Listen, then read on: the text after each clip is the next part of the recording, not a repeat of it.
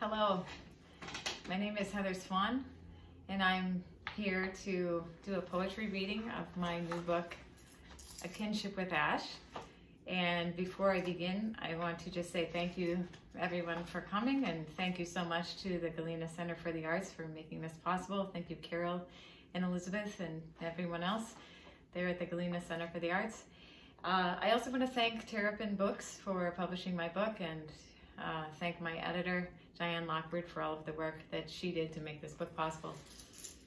I'm going to say a little bit about the book and read some poems, and then at the end of the poetry reading section of this event, we will post in the chat a little invitation to a Zoom conversation.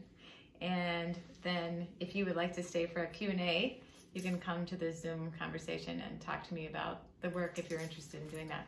And certainly no pressure, but if you'd like to, that's going to be the plan. So thank you again for coming. I'm going to say a little bit about my book before I get going on the poems. And I will say that the book was written in large part as a response to, or maybe as a way of navigating this moment, this historical moment, which has, while we are facing a huge environmental crisis. We have climate change, ocean acidification, deforestation, the decline of so many species happening around us all the time. And as a person who is really deeply connected to the natural world, this is really hard for me. The natural world is where I go to find solace, to be filled again with wonder and beauty and mystery. I'm so humbled when I'm in a natural space. And so the poems are really both an effort to praise those things and also to try to think about how to mourn the things that we're losing, and maybe even remind us that it would be important to try to live a little bit more gently on our planet. So the first poem is called Directive, and Directive is the name of one of the poems by Robert Frost that my father had to memory when I was a little girl, and he used to recite the poem. And I think that, though I didn't understand the poem at the time, that the music and the imagery of his poem kind of got into my mind and my subconscious, and so probably helped me become a poet. My father just recently died, and so I want to dedicate this poem to him. So it's called Directive. In this world of waters, the unleashed waters, we wend our way, not heeding the beacons, while the snow geese wait for ice that never arrives, and the swans move southward but tarry. Who designed our faulty compass? We must stop now and scrape the soil clear of plastic shards and dead grass, and with our fingernails etch a new map, born of bone, aware of our kinship with ash, with crickets, with wrens. The second poem I'm going to read is one of my pesticide poems. I have several poems throughout the book called Pesticide Poems, and the reason they're called that is because I learned that the brand names of pesticides were used words that were from our language that are really quite beautiful, like serenade and calypso and gem and victor and liberty. And when I learned this, I was so frustrated because these beautiful words were being used for the names of toxins. And so I decided that I would write a series of poems that sort of take those words back. This first poem, Pesticide One Liberty, is actually written for Deb Sullivan, who is Carol and Jan's daughter. Deb and I spent a lot of time when we were very small before we were 7 years old, out in the woods outside of Galena and out in the prairies, and those years were so formative to me. So this poem is dedicated to Deb, and it's called Pesticide One Liberty. Remember how we ran through the fields of Queen Anne's lace, shirtless, our sex still knotted like tiny fists in our chests, jeans rolled up to the knees, and how our ankles were crusted with mud from the creek where we caught frogs and crawdads for sport and let them go. Remember eating ground cherries and wild raspberries, sucking the sweet from red clover, and the clouds of yellow sulfur wings rising around us on days after rain when they gathered on the drying puddles in the road, and the neighbor's farm where we raced through the halls of corn, risking being sliced by the menacing green knives, stealing when we were hungry, tearing an ear open and plunging our teeth into the firm, inviting flesh, the dirt mixed with sweat. Remember when we thought what we should fear was the bull we outran and the nettles and the ticks, before our bodies betrayed us, before we knew we were doomed all along, before we learned of the real poisons lurking all around us, before I started having nightmares and you started carrying a gun. This next poem is called Remote Sensing, and it was written because I was thinking about how it's so hard to really understand what's happening far away from us. And the epigraph at the beginning of the book is a line by Jane Hirschfield, and she says, I begin to believe the only sin is distance, refusal, all others stemming from this. And the idea is that by having distance, we cut ourselves off from feeling. And so I was thinking about how to create intimacy with things that are happening. It's hard just between one person and another, much less with the non-human world or things happening on the other side of the globe. And so I wrote this poem, and I was also thinking about complicity. I was thinking about how it's easy for us to think about those things and then not really and not really know what to do actually afterwards. And so this poem is kind of looking at that. And there's an epigraph to this poem by Richard Conniff, and it came from an article about satellites and how satellites are sort of circling the globe all the time, keeping an eye on everything. And so this is the quote, this is the epigraph. This past February, for instance, Planet, which is a company, deployed 88 breadloaf-sized satellites from an Indian Space Research Organization rocket. They are now part of a 149 satellite constellation scanning every part of Earth several times a week. So here's the poem. Here in my empty cortado glass, a web of espresso residue like a print of an archipelago from the air.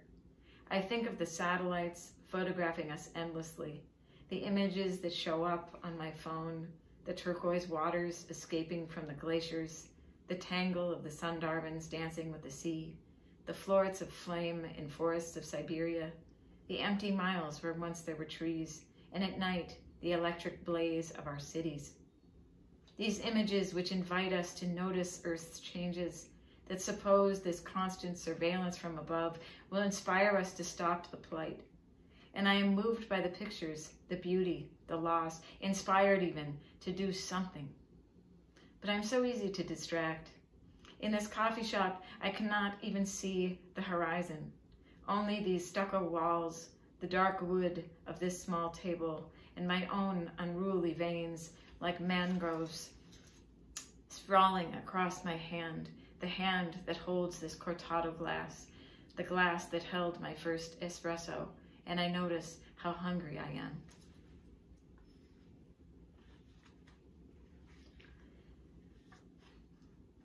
So the next poem I'm going to read is about plants. And, I think sometimes you know, I think it's probably easier to connect with a non-human being that's, you know, got eyes and, you know, like a cute dog or something like that, like my dog right close by here. But I sometimes think about plants, and there's all kinds of wonderful stuff, you know, wonderful science coming out about plant communication, and anyway, I think plants are kind of amazing. This poem is about how we think plants might be able to teach us something. Another day filled with sleeves of light, and I carry ripened plums, waiting to find the one who is interested in tasting. How can we ever be known? Today, the lily sends up a fifth white-tipped tendril, the promise of another flower opening. And I think this must mean this plant is happy here in this house, by this window. The taller plant leans and leans toward the light. I turn it away, and soon its big hands are reaching again toward what nourishes it, but that it can never touch. Couldn't the yellowing leaves of the maple and their falling also be a sign of joy? Another kind of leaning into, a letting go of one thing to fall into another, a kind of trust I cannot imagine. This next poem I'm going to read is another pesticide poem. And this one has to do with my experience of being a beekeeper, and I have to find it. It's on page 37, for those of you who are interested in finding it later, if you ever have the book. It's called Pesticide 7, Victor. The handfuls of dead bees she finds after the spraying are not the worst part for the beekeeper.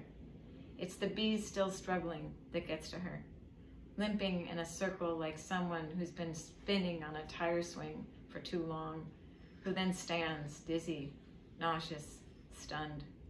Their wings shudder, but they cannot fly.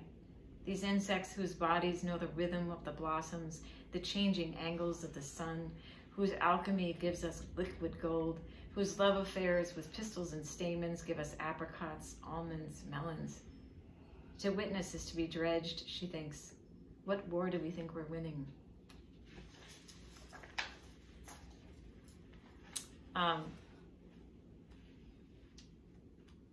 One of the things that I think is important right now is to realize, I think, that we're all kind of damaged, and so to think about how to go forward right now, especially when we're really feeling the damage of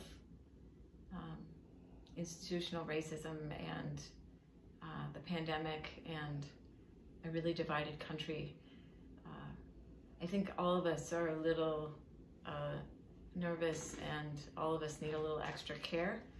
And so this poem is about how that might look. It's called How to Love the Damaged Ones.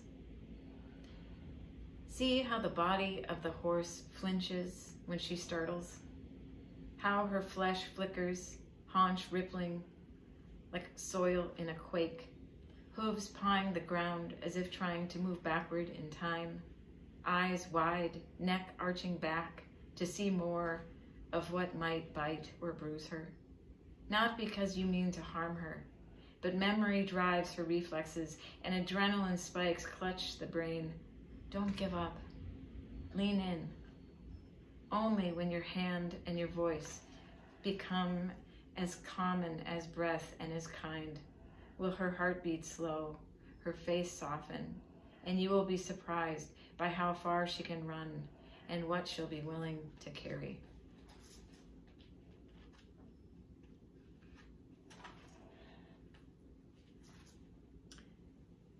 I have, this poem is actually written because it's sort of a found poem, meaning I'm just telling exactly what happened in this little narrative poem.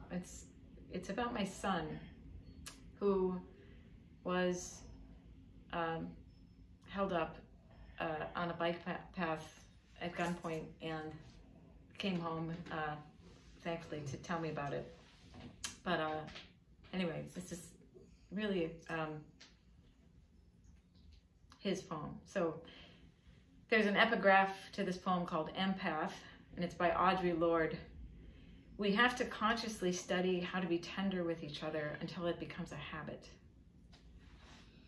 Here's the poem, Empath.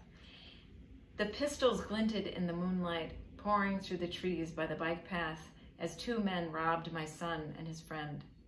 One gun pressed to his friend's temple as he lay face down on the ground. The other pointed at my son's chest. He obeyed, slipped off his backpack, emptied his pockets, handed the taller man his chapstick and his phone, which minutes before had sent the message, "On my way," to me. He knelt down and turned his back when asked, as one might before uttering a prayer, the universal gesture of supplication. In the grass, damp with dew, he prepared for the closing of night, the silencing of tree frogs. But the gunshot never arrived. Instead, the men ordered them to run away, and so they ran, hearts glad to be pounding louder than their footsteps, like bass drums at some celebratory parade, all the way home. Later, telling the story, he says he imagined as he ran the desperation of those men, not much older than me, that pushed them into a life like that. Like a rabbit looking up at the hawk and not seeing the talon or beak, but the soft underside of the wing.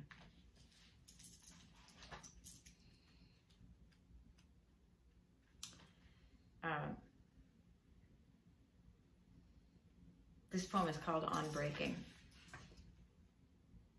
Those early days when you were small enough to carry my entire life curved like a nautilus around you.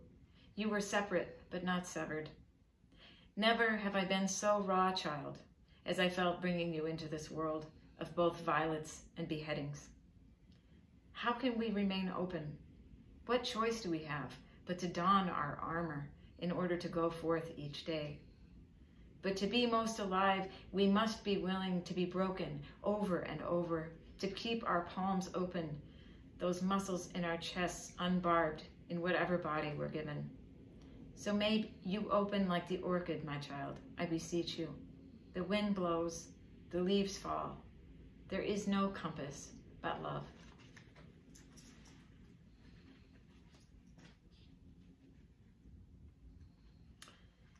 This next poem I'm going to read, and then I'll just read one more poem after that in case you guys are getting bored or feeling like this is too long. I'll just read two more poems. This next poem I'm going to read is, it was written after I spent some time in Nepal. I lived in Nepal for about 5 months, and I went there, I think, looking, for something as one does, I guess. And this is what I found. It's called Sleeping with Yaks.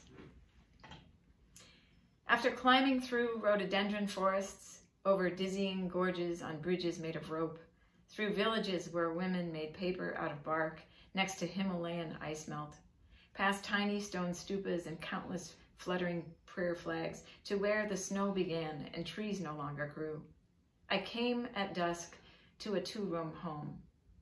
A family of Sherpas ushered me inside, handed me a bowl of boiled potatoes and a cup of hot butter tea, then invited me to stay the night. And after sitting in the glow of the fire, my body melting in the holy silence, the woman led me to an adjacent room where the family kept their yaks, a room not much larger than their 2 enormous bodies.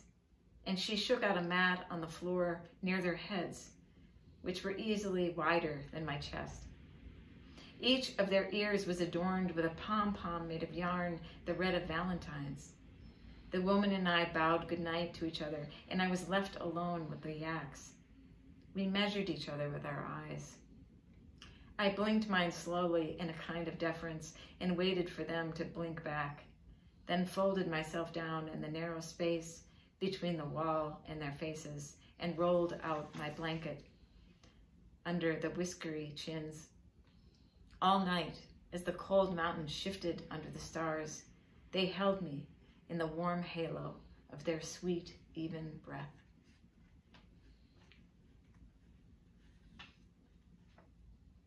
They were very special. The last poem I'll read is a poem that I wrote for my mother, Stephanie O'Shaughnessy, who lives in Galena, and maybe some of you even know who she is. She's a potter. For anybody that doesn't know her, she makes pottery, and so I grew up firing kilns with her and with all kinds of people that we met in all of our travels. We lived all over when I was little.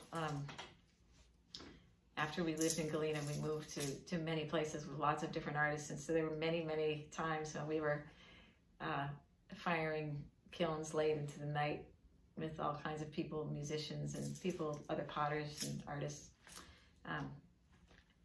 The arts, good place to grow up.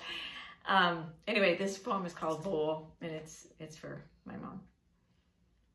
From the mud in her hands, the bowl was born. Opening like a flower in an arch of petals, it became a vessel both empty and full. Later in the kiln, it was ravaged by fire, its surface etched and vitrified, searing the glaze into glass as its body turned to stone. It is at the edge of damage that beauty is honed. And in Japan, the potter tells me, when a tea bowl cracks in the fire, that crack is filled with gold. That's all I have right now. I thought I would read some poems, like I said, and then hopefully some of you will stay on to chat. Thank you very much for being here with me tonight, and I look forward to talking to you in the Zoom.